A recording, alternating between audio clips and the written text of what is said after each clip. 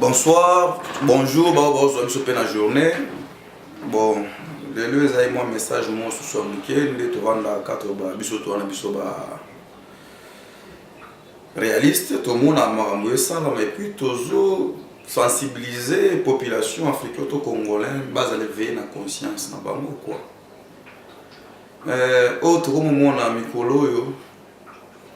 Donc, on a mascarade na mise en scène. Ce sont des histoires où on a impossible, on a impossible, impossible, et puis on a normal.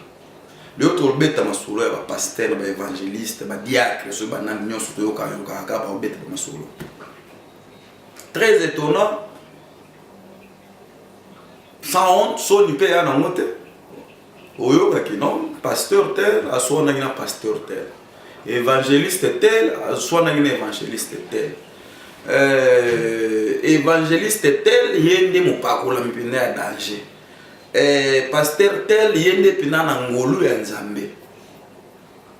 Mais tu vas voir aujourd'hui comme ça nzambe dit va me ça dans mon privé.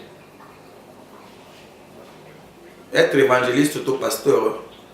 Je ne sais pas pourquoi on a un gouvernement qui ça oh tu vas bien sur musicien ça ce sont les histoires spirituelles ma nzambe auto mélanger ma kamna biso ba vie privée te na ma nzambe to ba façon na biso vivre te na ma nzambe. Une des choses qui est vraiment très étonnant quand on regarde sur pasteur des chansons mondaines mais pas beaucoup de pasteur.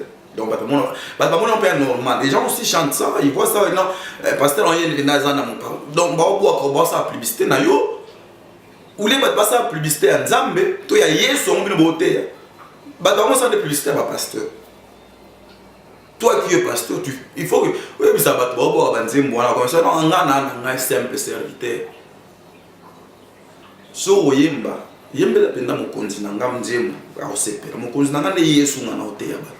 c'est ça. Mais il y a commencé à y avoir des pasteurs, il y a un ngolo, il y a un mystique, il y a un théâtre, il y a un kangola, il y a un mouton à pamboli. Mais ce que nous avons fait sur faveur, on a faveur, on a pamboli. Il y a un bénir bateau. Ou le bisa bateau qui n'ont un simple instrument pour utiliser. Mais il y a un comme vous sangrer, vous oborguez, au tien, on a payé, comme on a un danger, baotikam. Et à ma conscience, ça l'a non rejeté. Peuple congolais, c'est le temps d'être réveillé. Parce que, il y a un Zambé, et il y a des politique, ma musique, il y a match à vite, il n'y a pas, il y a un maquis, il y a un bakissa, il n'y a pas tiré. Il y a un petit calabou qu'on a des années mois.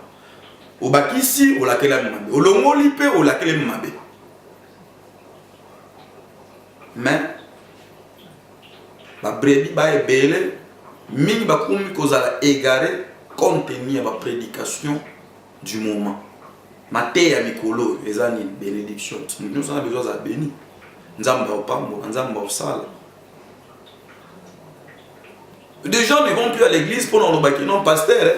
Un gars pendant la minute na sa ki kobo na likamuboye nzamba sunga ngaye na ebite so na okufaka lelo so na okufaka lobi so pe paradis ya so pe nzamba ma oya lobi na ebite nzana ngaza bloquer so nde ba pasamba la so makambo ante ba comment ko ya pas pasteur avec des problèmes de l'argent, avec des problèmes de bénédiction. Tandis que, on peut s'assurer que pasteur ou un monopole, on n'est plus au temps de l'Ancien Testament.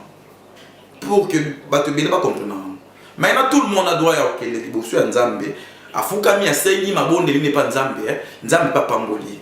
Laissons de donner le monopole aux hommes. Parce que la Bible même a dit malheur à l'homme qui se confie à un homme égal. On ne peut pas se confier aux hommes. Mais ils sont là pour baper sa biso maté nzambi où ils allaient bilé à mon lit mon centre autour dans mon poste mais ils étaient pour tout tomber là on a un niveau mon boye oui comme kumbi là on barogué ba on bazo comprendre que non bon monter comme ça dans la place où ils allaient à makambo spirituel to makambo nzambe Bible lobby nzete nyonso bayeba ya mona mbuma na ya vous êtes pasteur, vous êtes évangéliste, vous êtes diacre. Tout le monde mbumanayo, ils ont nini, ils ont comportement nayo, ils ont maté aux autres à batou, façon nayo aux ala, comportement nayo na milieu à batou. eza na ndako eza libanda wana mbuma oyo ezo confirmer na oyo penda osala mosala ya maître na bengelaki côté ya bato te pour na plaisir qui non yebi otanga Bible bandi na Genèse na Apocalypse non mais il faut vivre Bible moyo moko eza la vie na au quotidien yo moza déjà une parole palpable bato ba omona babiki na oyo penda eza ya suri za mo kota te augmenter. Un homme de Dieu peut mourir pour la vérité. La vérité, c'est la parole de Dieu. Muto aza musa na nzamba za muto parti prité. Muto aza musa na nzamba za muto ba publicité te ya ye moko to ya batu na libanda te. C'est pour cela que tout le monde dans l'église, les gens, l'adultère c'est commun. Batbana babasi mi bademi ça tout. Et koboye ça partout. Des gens n'ont plus le pouvoir là comme pasteur ou évangéliste à reprocher batoro bakino au salut et sala maraté nzambe alingi ya moté frère tozonga na nzela. Mais comme de pasteurs, ils ont besoin aussi de financement pour l'église et de liboso pour na bato nga banda ko minene. Donc ils ont droit d'accepter tout. Ce travail, nous sommes en Zambo batboté ya batu lo banzambe. Il y a un très compliqué. Et puis très complexe, très difficile. Parce que c'est la réalité. Il faut tous un exemple. Et puis si tu as un exemple, il y a un thermomètre, Jésus-Christ. Il y a une humilité très humble. Alors quand on est mindondo te abimaki danger, pour na oyeba kutu yeso fanda ki na milia ba potre na il fallait ba biso ke yona ndi yeso go yebate. Yuda te kaka yesu mais batu baya po ba kanga yesu ba compléter yesu ngo azapi. Apesa ka le fona pesa moi biso comprendre parce qu'il était très humble par rapport au même kutu ya ba disciples azaki ensemble. Mais c'est pas le cas pour le moment. Pour le moment, le pasteur, il faut sentir qu'il y a un pasteur évangéliste, tout diacre, il faut pas comprendre que diacre a quelque part. C'est l'orgueil. Les sous moi les bossos ils allaient à Dana et peut-être sur votre baie monter. Les sous moi les bossos banana na l'eau la kuna Lucifer y est mon compte banana les sous moi orgueil. Abouya ko yo ka o Yesu nzamba yebisaka. Déplace ma sous mes banana. Batabula ka les sous mes banana à Dana et balia ko matin les sous mes banana de à likolo orgueil yo toujours ba orgueil. O ba pasteur ba komi na o ba komi mo ka ba monde ba pakolami. On est en danger, on est en sa bénédiction, on est en ponami, on est en kendala di garantie on se joue à moi. Totika nzambe nde aloba nesika na biso. Atotika nzambe nde aloba sika na bino ba prophète, esika na bino ba pasteur, esika na bino ba évangéliste. Bato mokili, le diable peut utiliser un être humain pour influencer. Normal. Mais le diable fait son travail, c'est pour vous distraire, vous tirer de ce qui est la vérité. Il y a encore beaucoup de gens qui ont besoin d'écouter la parole de Dieu. Il y a parce que le pasteur, fief na ba ko déplacer pour côté ya maloba ya nzambe. Balingo tonga banda wa kitoko, ba église minene batika kaka wana. Non. Jésus n'était pas condamné à être sur place dans une place moto église moto non. Et des apôtres, ils marchaient de ville en ville, de village en village, de pays au pays.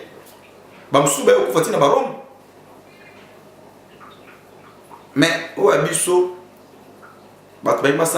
fief na bango, le quoi moi clan moroboye, bazo esclave na bango de bandimi parce que comme gars sur le bibo na engam na modi nzamba opeso bénédiction nzamba osalabo. Mais dit bénédiction ngoyo ko pesa ka batu ndengwana. Ils ont un sentiment, ils ont un bénédiction, ils ont un il ne faut pas confondre les histoires. Nous sommes en Zambie, ce n'est pas notre travail. C'est Dieu lui-même avec son esprit. Né à Kumba Moussana. Surtout comme on a un sentiment, on a un sentiment. Et bah brebis en Zambie, au bazo vendre dans l'église, dans la souffrance, dans la bambon, on a passé. Et tu es là, tu fais l'orgueil, bah si va dire moi, tu penses que tu auras une prospérité même dans ce que tu es en train de prêcher. Tu prêches la chair, tu ne prêches pas ce qui est l'Esprit Saint. À tout petit canon, ma polémique, parce que quelqu'un qui a déjà des problèmes, Parce que la Bible dit, cherchez premièrement la sanctification et la paix avec tout le monde. Sans cela, personne ne verra le royaume de Dieu. Luka kimi na batu nyonso. Mi petola pote lo banzambe kende liboso. Yo a un problème na muntu boy. Yo za danger, yo za na orgueil, yo za so modèle linyango. Ale ubandika kokota, ubandiko ganga, ubandiko expliquer batuka yonde mzamba pesi yo penda don wana ya kote ya don wana ya ko. Mais tu peux bien lire la Bible parce que côté eza nga mambo. Donc côté ezaka makambu ya côté ezali ba théologien ba théologien non batenga batenga bana lo banzambe. Ba théologien non batenga ezateke ba esprit saint. Nangina lo banende moi. Le problème est simple. L'homme de Dieu sort dans le polémique. L'homme de Dieu sort dans les divers de milieux politiques, de musique mondaine, de divers qui ils sont amenés à tout n'importe et si comment voter. Pour la vérité, tu es là, même pour mourir pour la vérité, tu es là pour pointer le mal du doigt. Et tu es béni par rapport à ce que tu fais. Ce n'est pas une bénédiction charnelle que je parle. Je parle d'une bénédiction qui est spirituelle et une prospérité. Atotika okumbela oza musana nzambe na ba posa na biso. Pour na Congo na ebité soza na mokili to na bamboka msusu na ba église le quoi Congo eza na. Je pense na Congo ça peut être un des pays qui a plus des églises de réveil. Les Congolais aiment bien Dieu. Mais il y a des problèmes. La plupart bato balingi nzambe ba comme ko égarer bango na ba pasteur to na ba évangéliste. Et ba pasteur to ba évangéliste ba comme ça là bandi msusu ba koma ba incrédule ba lina bango soko ma nzambe parce qu'ils ont beaucoup trop, c'est trop, on a beaucoup vu. Alors boza na libaku ya bato wana ba berbi ya nzambe te. Bo égarer ba berbi wana nzambe te na ba polémique na bino ba divers na bino ba discours na bino to ba prédication na bino charnel.